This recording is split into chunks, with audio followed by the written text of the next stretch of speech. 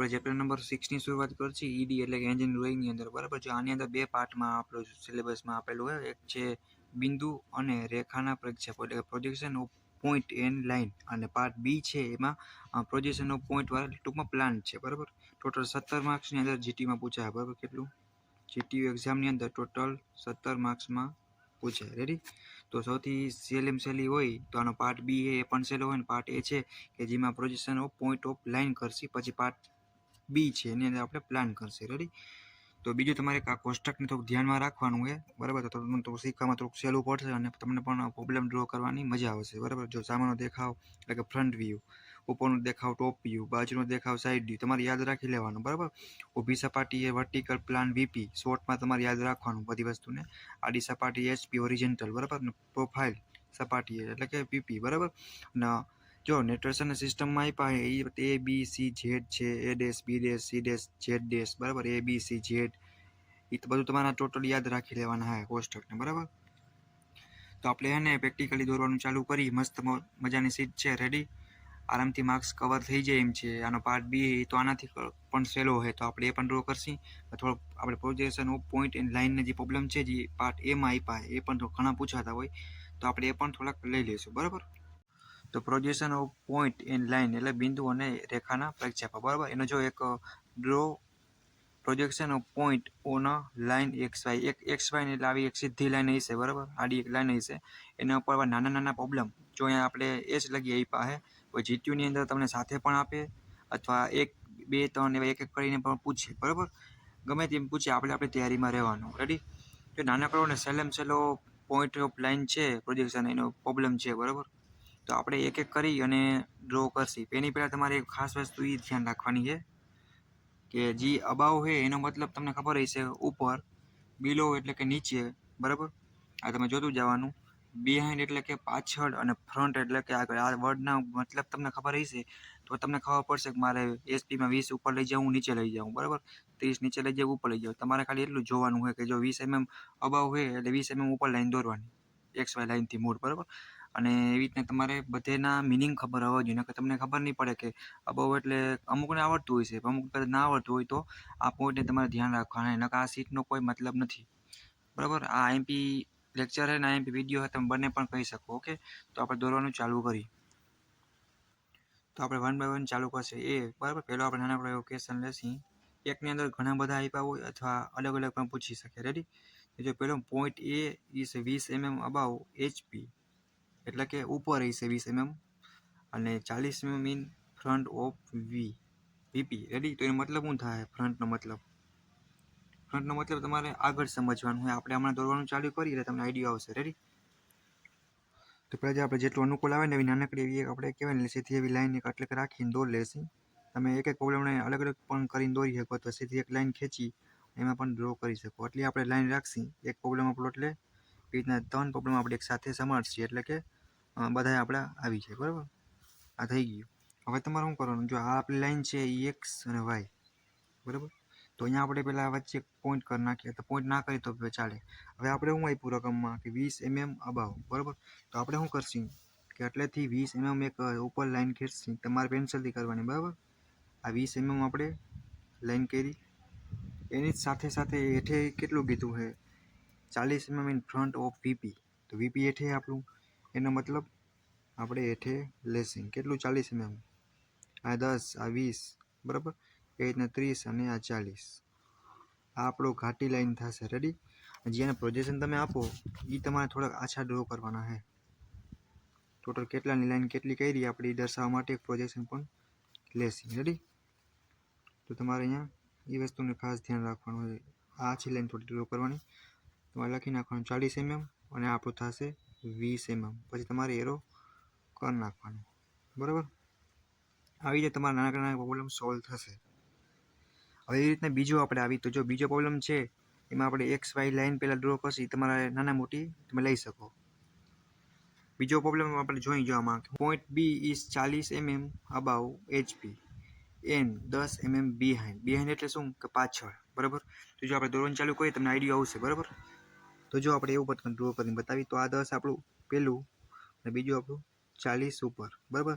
તો અહીં તમારે 40 પાછું લઈ લેવાનું ઉપર. અત્યારે જગ્યા નથી એટલે એટલું લીધું, પણ તમારે સમજી જવાનું ઉપર આપણું 40 હતું. તો એક જ લાઈનમાં 10 અને બીજે 40. રેડી?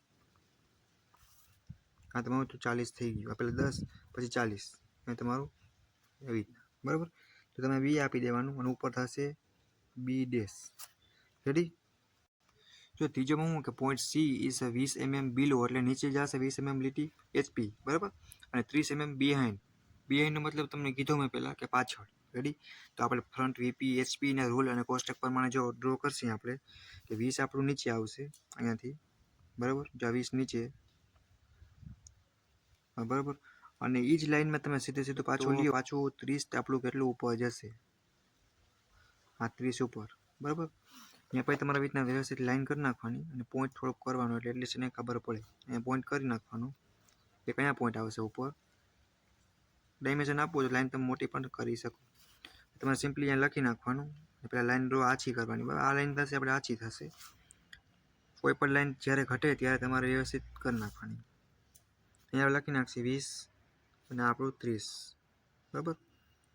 તો એ રીતના નાના નાના પ્રોબ્લેમ જ્યારે પણ પૂછાય ત્યારે તમારી વસ્તુનું ખાસ ધ્યાન રાખવાનું છે. જો આપણે રકમમાં સી છે એટલે સી લે, બાકી તમે તમારી રીતે અને રૂલ પ્રમાણે આપી શકો, બરાબર. નામ એનો કોઈ મતલબ નથી. ડેશ આપવાનો એક માપ જ્યારે બીજો રિપીટ થાય ને આપણે લાઈન કહીએ એક્સ વાય, આ તમને જે પ્રમાણે અનુકૂળ આવે તમે લઈ શકો. રેડી? હવે તમને એ પણ સાથે લખી દઉં કે આપણું એચપી અને એટલું બીપી, તમને આઈડિયો આવે, બરાબર. જો નેક્સ્ટ આપણે જોવા જઈએ point D is 25 mm below HP અને 30 mm in front of BP, બરાબર. તો તમારે શું કરવાનું હતી? પહેલાં એક્સ વાય લાઈન ડ્રો કરી નાખવાની ફટાફટ, બરાબર. તો તમારે શું કરવાનું? એક લાઈન 30ની ખેંચી લેવાની, બરાબર. જો આપણે 10 20, બરાબર. અને 25 એક પોઈન્ટ આવશે અને પછી આપણો આ 30 એક પોઈન્ટ અહીંયા આવશે, બરાબર. કેમ કે આપણે એક 25 આપ્યું અને રકમમાં એક 30 આપ્યું હોય તો આ થોડુંક વધારે કરશે, એટલે કે બે ડાયમેન્શન એક જ. આ ડાયમેન્શન છે આપણું 30નું થયું, બરાબર. એ વસ્તુ તમારે ખાસ ધ્યાન રાખવાનું. એચપી વીપી અને તમારે અહીંયા પોઈન્ટ કરી નાખવાનું, અહીંયા પોઈન્ટ કરી નાખવાનું, બરાબર. પછી નામ આપણે કઈ રીતે આપશે? નામ જો ડી છે તો ડી ઉપર અને ડેશ આપી દેશે અને હેઠે ડી, બરાબર. આની જગ્યાએ તમે કોઈ પણ લઈ શકો, પણ નિયમ અનુકૂળ જવાનું. રેડી? તો એ વાપરવું point E is 30 mm અબાવ HP in VP, બરાબર. તો આપણે શું કરશું? પ્રેક્ટિકલી જોવા જઈએ તો જો સૌથી પહેલાં એક્સ વાય લાઈન ડ્રો તમારે કરી જ લેવાની, બરાબર. કોઈ પણ તમને માપ આપ્યું હોય અને તમારા સૌથી પહેલાં 30 mm ઉપર એક ડ્રો કરી નાખવાની થશે. 10 20 ને 30 ને પોઈન્ટ કરી અને તમારે સીધું એક લાઈન ખેંચી લેવાની, બરાબર.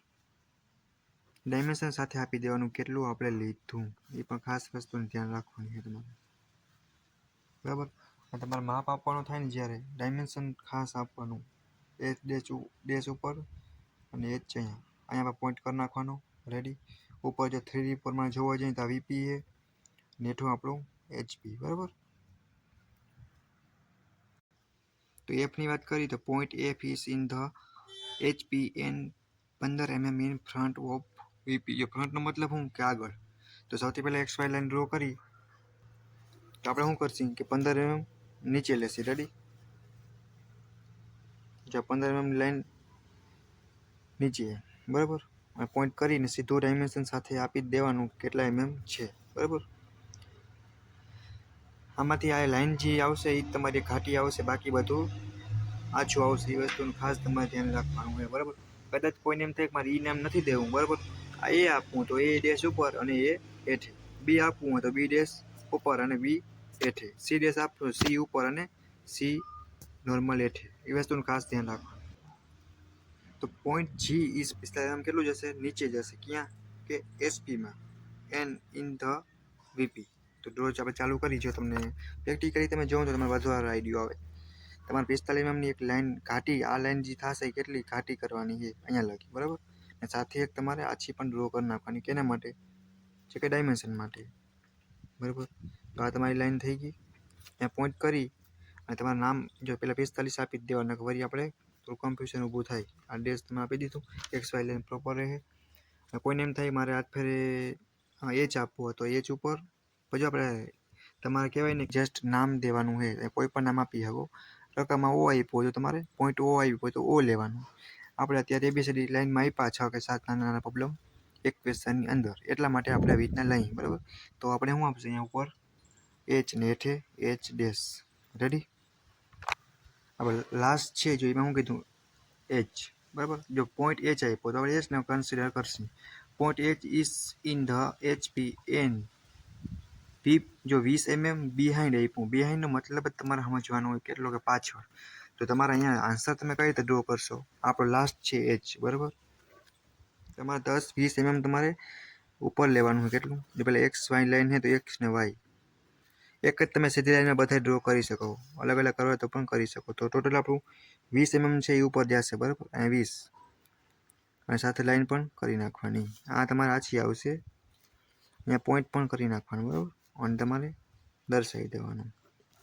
અહીંયા આપણે જો ઉપર નામ દઈએ અત્યારે નામનો આપણો છેલ્લો પોઈન્ટ છે એટલા માટે એચ પોઈન્ટ હતો એટલા માટે આપણે એચ ઉપર હેઠે એચ ડેશ, બરાબર. એ વસ્તુ અહીંયા પણ ઘાટો પોઈન્ટ કરવાનો થશે. જે આવી રીતના અહીંયા આવશે બધા તમારે ઘાટા પોઈન્ટ કરવાના થશે, બરાબર. તમને સાથમાં સમજાય એના માટે પણ લખી દઉં કે જો આનું એક્ઝામ્પલ તરીકે તમે જોવા જાય તો આપણે આમ 3D ની આમ ટ્રાય કરી, બરાબર, દોરવાની તમે સમજાવવા પૂરતી. આ એક પ્રકારનો ઓબ્જેક્ટ હતો. આપણે કન્સિડર કેના કરીએ કે આપણું જે એજ વાળો નાનો પ્રશ્ન હોય એને જો આવી રીતના આપણું 3D થયું, બરાબર. તો અહીંયા આપણે સીધી આવી રીતના આપણે લાઈન ડ્રો કરી એનો મતલબ HP અહીંયા થયું આપણું અને બિહાઇન્ડ પાછળ એટલે કે VP, બરાબર. એનું આ સોલ્યુશન શું થયું? એનું સોલ્યુશન, બરાબર. એ વસ્તુ તમારે ખાસ ધ્યાન રાખવાની છે. એ મુજબ 3D ની ગણતરી કરી અને આપણે નાના નાના પ્રોબ્લેમ સોલ્વ કરશું, બરાબર. તો જો આ એક ક્વેશ્ચન હતો આપણો draw projection of point on a line છે કઈ એક્સ વાય એની ઉપર, બરાબર. એને નાના નાના પ્રોબ્લેમ હતા બધા એ આપણે ડ્રો કર્યા. હવે આપણે એક મોટો પ્રોબ્લેમ પર લેશું જે IMP છે, GTમાં પણ હશે અને તમને પણ થોડીક આઈડિયા આવે, ડ્રો કરવાની મજા આવશે. ઓકે. આ તમે બધા એક જ લાઈનમાં પણ ડ્રો કરી શકો, બટ આપણે અલગ અલગ કર્યા તમને સમજાય એના માટે. રેડી.